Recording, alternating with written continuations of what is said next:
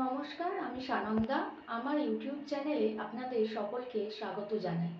গত 15 জানুয়ারি ছিল আমাদের ম্যারেজ অ্যানিভার্সারি।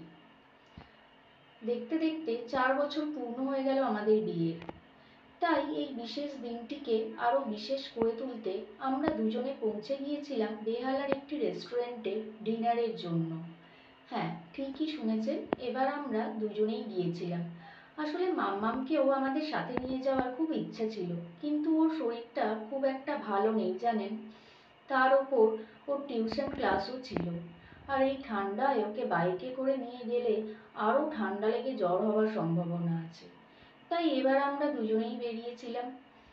আসলে যেহেতু আমার হাজবেন্ড খুব বিজি মানুষ, আর আমিও সংসার আর মাম্মামকে নিয়ে সারাদিন ব্যস্ত থাকি, তাই সেভাবে দুজনে আলাদা করে সময় কেউ কাউকেই দিয়ে উঠতে পারি না। তাই আমরা অ্যানিভার্সারির দিনটা অন্তত একটু আলাদাভাবে কাটাতে আর নিজেদেরকে একটু সময় দিতে চেষ্টা করি।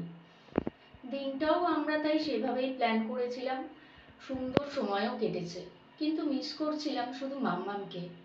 আসলে বিয়ের খুব কম সময়ের মধ্যেই মাম্মাম আমাদের মাঝে আসায় আমরা মাম্মামকে ছাড়া একা খুব কমই সময় কাটাতে পেরেছি। কোথাও ঘুরতে গেলে বা যে কোনো স্পেশাল অকেশনে মাম্মাম আমাদের সাথেই থেকেছে। মাম্মাম আমাদের দুজনের অস্তিত্বের সাথেই যেন জড়িয়ে গেছে। তবে এটাও একটা অন্য রকমের অভিজ্ঞতা।